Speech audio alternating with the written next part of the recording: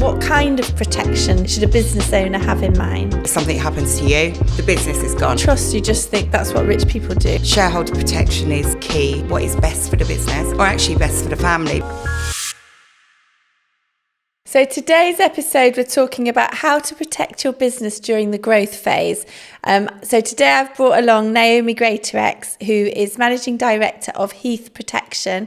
Naomi spent a lot of her life in big insurance companies, and then in 2014 set up her own company to help people make sure they get the right insurance from the right provider. So welcome, Naomi, and thanks for coming along. Thanks for having me. I thought this was a good topic because when we set up a business, we probably have good intentions to get the right things in place. But then as you go into that growth phase, you've probably got 100 million things on your to-do list, and protection is probably quite down at the bottom. So I don't know, should we start at the beginning? Like, what kind of protection should a business owner have in mind? So I think that really changes during the course of how a business grows. So when you are looking to set up your business and it is very much you as the individual driving the business forward, there'll be different requirements there to when the business is growing and you've got a team around you, and there may be more people that you need to think about. But at the initial stages where possibly you're not paying yourself a lot of money, so you're probably maybe putting all of your money or keeping the money within the business, but the business is very much built around you as an individual, you would definitely need to think about how you can protect yourself as a key individual within that business. Because if something happens to you, that is the business is gone. The business is gone. It very much sits on the founder's shoulders. And so when we first go into a business, we'll be talking about, okay, for the shorter term, let's look at protecting you as a key person within the business to make sure if the worst happens to you, if you got seriously ill, the business will have an injection of money from the insurance to make sure that you can carry on working. Yeah, I think a real life example of this is I was on a panel with another lady at the 𝗙𝗪𝗡 ladies event, and this lady had built, I think it was PR. She sadly got cancer within very early days of having set up this new business. Yeah. And she'd insured herself for critical illness. She got cancer, and a £250,000 lump sum landed in the business, which just allowed her to take time off, get better, but also for the business to have the resources to continue on its path that it would have been had she been there. Yeah. So if I was to have a checklist, it would be consider critical illness. 100%, yeah. Anything else? I think to begin with, when it is you as a founder, I think critical illness for yourself. I also think probably private medical insurance is a really good one that people don't necessarily think about. But what that's doing is making sure that if you get sick, you can get treated quickly and you're not sitting on an NHS waiting list. Yeah. So I think those would be the two key points while you're not paying yourself an income, because that the critical illness with the key person means that you'll be able to use that money for what you need. Like you said, with the lady that you were talking to, you can use that to pay yourself. You can use that to cover the month-to-month expenses of your business while you're off, to get somebody in, to recruit someone to cover your work. So I think in the initial stages, I think that those are the important ones, because when you're looking at protecting you and your income, that is the next phase, I would say, and that comes when you're able to pay yourself an income. So when I'm consistently paying myself some sort of salary, yes, then protecting for income protection. I think you said, was it 6% of people have an income protection policy? Yeah, according to recent stats, I know it's scary, isn't it? Yeah. But according to recent stats with 𝗵𝗶𝗁, the number was 6%. Yeah, of self-employed people have income protection. I mean, that's pretty crazy, isn't it? Because no one's more vulnerable from an income point of view than a self-employed person. Of course. Well, you're reliant on yourself. So if you're not working because you're sick, then it really stops with you. I think people get a bit confused with income protection when they're self-employed. When you speak to lots of self-employed people, they think they can't have it. So they think it is something linked to employed people. Mm-hmm. And employed people can have income protection, but they usually would have at least some sort of safety net with statutory sick pay, at the very least, through the government. And and also probably some form of sick pay through their employer. Whereas if you're self-employed, if you don't have any money in your business, you can't take any money out to pay yourself. Could be game over. Yeah, 100%. And so I think there's two ways you can own income protection. So income protection will pay to me or my business if I'm sick on a monthly basis until I get better. Yeah. And I can set that up through my business or personally. What's the difference? Yeah, so you can have income protection set up both ways. And income protection is really when I'm explaining it to my clients, we talk about it as a privatised sickness scheme. So it's your own sickness scheme, but it's something that you're paying for rather than getting it through an employer. And what that does is allow you to protect your monthly income if you're unable to work due to any sort of sickness, disability or accident. So you're saying, okay, this is my job. If I can't get up tomorrow and do my job, that income protection would be there to give you a monthly income. People always think that insurance companies, they're never going to pay out. Yeah. So how do you know that you've got a good quality income protection? What should you be looking for? I think the benefit of income protection is it's fully underwritten. So what that means is that it is not a type of policy where you take it out and they don't look at your health and you as a person up front. So with income protection, the insurance company will ask you a range of health questions, and dependent on how much insurance you're looking for and what you might have told them in your application, they might write to your doctor to get a doctor's report, and they would also possibly need a medical. Depends on the amount of cover you're going for. So what they've done there is they've collected all of your medical information up front. So you've got to tell the truth. Got to tell the truth, absolutely everything, Yeah. And they're going to be asking things like, are you a smoker or a non-smoker? And I know this definition's changed recently because when I was doing a lot of insurance, it was black and white. You were either a smoker or a non-smoker. But what's changed recently? Yeah, so good question, because it has changed a lot in the market. And I think that's because if you talk to a lot of smokers, they're ex-smokers, they start smoking again, they're ex-smokers again. And it becomes very difficult for the insurance companies to really price for that.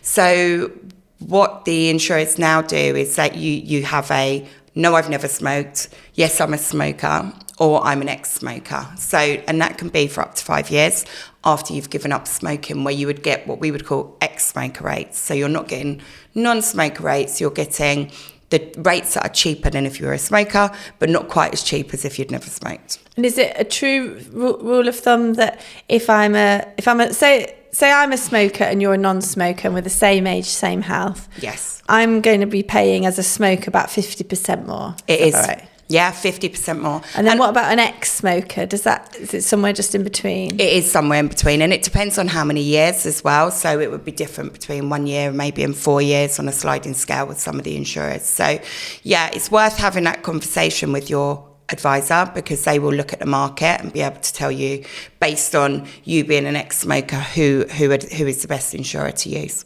So I've got my critical illness when I first start. I build the business and now I've got my income protection. Yes. What about life cover? Is that something I do personally? Can I even do it through the business? Yeah, good question. So if you've got a limited business, you have the option to take out life insurance through your company. And it's like a form of death in service benefit, really. It's a death in service benefit for people that have their own companies. So in that instance, you can set up life insurance where it's paid for through the business, and it is very tax efficient. Because the premiums are paid gross through the business. So if you're a taxpayer, then it is highly tax efficient to set it up in that way. And it's not what we would call a benefit in kind, so it's not something that has to go on your tax return. So the premiums are paid gross, and you can, dependent on your age, have up to 30 times of your salary. So that could be dividends. A big amount, couldn't it? Salary, dividends, you can include your pension contributions and your NI payments. So it can be sizable. So that's called relevant life. Relevant life insurance, and the company pays for it, but my family will get the payout? Yeah, that's exactly right. Yeah. So what we would set it up in a way that is written into something called a trust. And a trust is a legal document which allows you to nominate who you want to benefit from your life insurance. So we would do that with the clients and talk them through how to set that up. You nominate who your beneficiaries are, and it's set up in a way that it doesn't then form part of your estate if you were to die, which means it's not subject to inheritance tax. And I think trust, you just think that's what rich people do if they're posh. Yeah. But a scarily low amount of life insurance policies are written into trust in the UK. I can't remember the stat, but it's about definitely 10%. Oh, is it? I was going to say 20%. So a very low amount. And I always see that as laziness, really, because it is just a form. It sounds fancy because it's a trust. You don't need solicitors. You can just use the templates that the provider gives you. Yeah. But can you explain what the benefits are of writing something into trust so everyone can go and dig out those forms? Yeah, and it is surprising how few people, and you can do it at any time, which is something that's really good to know. You know, like if you've got life insurance from 10 years ago and you want to write that into trust now, then that is perfectly fine. You can do that. And it's personal and business. So even if you're not a business owner, this is something you can do. Yeah, definitely. And it's personal or business. So basically it's a trust is a legal document. It's a really short document, and each of the insurers will have their own. So they'll have their own trust forms, which we go through with the clients. But what you're doing in that is you're nominating who you want to be the trustees. So those are the people that will carry out your wishes. So you might be saying, okay, I've got 500,000 life insurance, and I want to make sure that if I die, that goes to my children. And so you'd be nominating the trustees, and they would be the people that would carry out your wishes. And we would say 2 trustees. I would always recommend 2. And that could be your sister, brother, you know, that could be a close friend. It's someone that you would trust financially. Mm-hmm. Good at admin. Trustworthy. So yeah, you would nominate those people, and then you would nominate your beneficiaries. So you would be outlining in that trust what you wanted to happen. And then on claim, then instead of the money being paid into your estate, then the money would be paid out via the trust. And I've a real life example of this. One of my clients' husbands sadly died. Obviously we did it right, so the insurances that we set up were in trust, and they paid out very quickly. I'm talking like a month to 6 weeks off the top of my head. I know that he died in the April, and by Christmas some of the policies that he'd had previous to us still hadn't paid out. Yeah. So it can also be about timing, isn't it? Definitely about timing, because otherwise you've got to wait for the policies to be paid into the estate and go through probate. So even if you're married, you know, if you've got single policies, that policy is going to pay into the estate and going to have to be dealt with that way. So it is about getting the funds to the right people as quickly as possible. And let's just quickly go to a real life example of what happens if it doesn't, if you're not organised. So this is not meant to be a scare story, but I always remember when, as a hot chocolate drinker on my way to work, the place for me to get hot chocolate was AMT. They did the best ones. This was originally a company that was owned by 3 brothers and the father. Sadly, one of the brothers died. He was married. He died age 45, and they hadn't really sorted anything out. They hadn't got their shareholder protection or shareholder agreements all sorted. So when one died, 2 brothers remaining, they didn't successfully close, is probably the positive spin on this. A sale for the business with bids ranging from 15 to 30 million. They overpaid themselves. I read in the document that maybe they'd even done excessive payments towards their own mother, but hadn't necessarily made equal payments to the remaining widow of the same husband. Whereas if they'd have been organised, what would have happened? How would they have made this simple? So the important conversation to have with any shareholders is around what will happen to the business, because when everyone's in a happy space, it's not necessarily a conversation that you're having, but it is the best time to have that conversation because it's not emotional at that point. So as part of the advice process with protection linked to businesses, shareholder protection is a really key point to cover with shareholders, because what you're saying there is, okay, say you've got 2 brothers and a company's worth £10 million. If one of those brothers was to die, what happens to those shares? So the shares will usually pass to the family, but is that actually what is best for the business, or actually best for the family? Because they probably would prefer to have the money in that instance, and the remaining director would prefer to have the shares. Yeah, and the spouse probably doesn't know how to run that business, so it's not really offering any expertise anymore. Exactly that. And so in that instance, with the shareholder protection agreement, what you're saying is those two shareholding directors would be insured for £5 million, and you would be saying, okay, well, if either of you are to die, the £5 million is there to make sure that the family can be properly compensated for the loss of their partner, and that the director of the business that's remaining can continue to run that business. So that's a great example of the coffee shop, because if they'd have had shareholder protection in place, she would have got the money, and then the remaining brothers could have run it as they wished, as they saw fit. Yeah. But really, it went from a potential offer of £30 million to being in administration in 2022. Yeah. And in so many legal battles. Yeah. Which probably wasn't doing the business any good either. And the problem is, I think, the other issue is finding the money, isn't it? Like, if you've got an insurance policy, that's great. It's going to pay you £5 million. You've got the money. But if you don't have the money and someone dies, then it becomes a real contentious issue. You know, they've got to find the money, or might they say that the business now isn't worth that? You know, it's like, well, it was worth 10, but now one of the partners has died. It's only worth 5, so therefore you only get 2.5 million. Yeah. You know, it is a horrible time for people to be, you know, having falling outs and arguing about money. And life insurance isn't expensive, is it?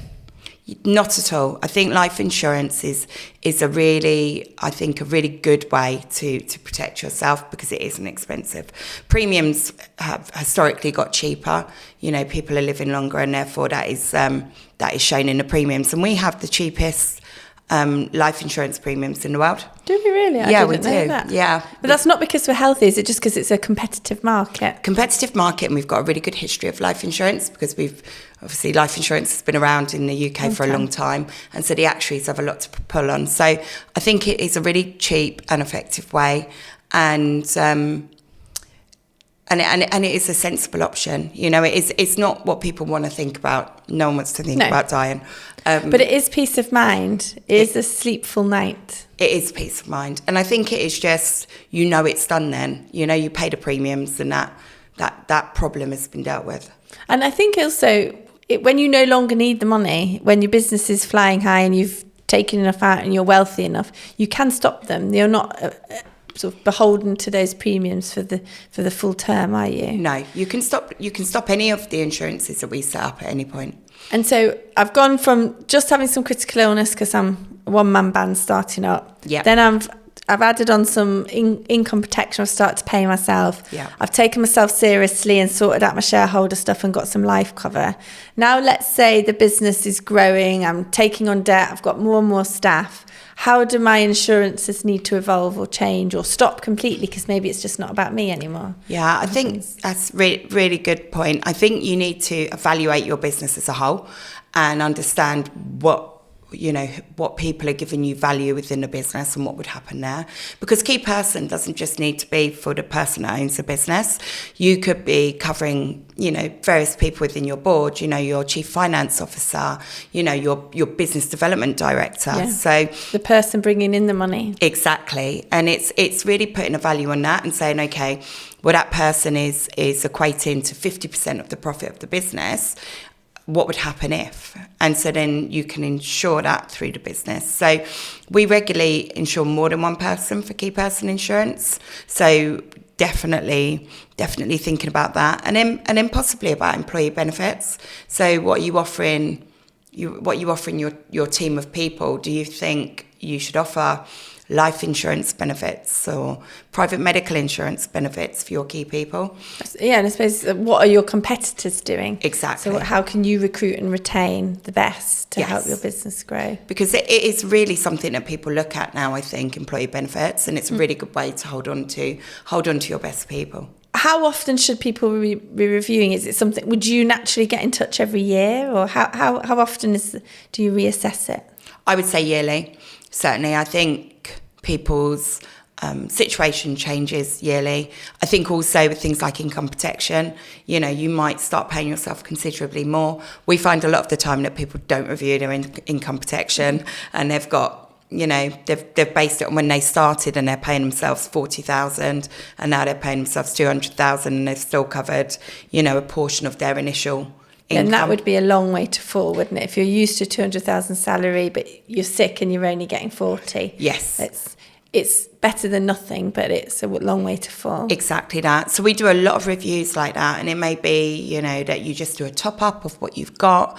There's really flexible options there on how we would advise. But I would say yearly is a good plan, because also businesses change, and you don't want the value of your business if you've set up shareholder protection. And I had a conversation on this like last week, because they were saying, our business is really growing. And so in that instance, you're saying, well, you don't want to set up your shareholder protection based on 10 million if now the business in 2 years is worth 20. So it's really important that you make those regular reviews. Well, thank you. I think I've got my checklist and know what to do. So thank you for your time.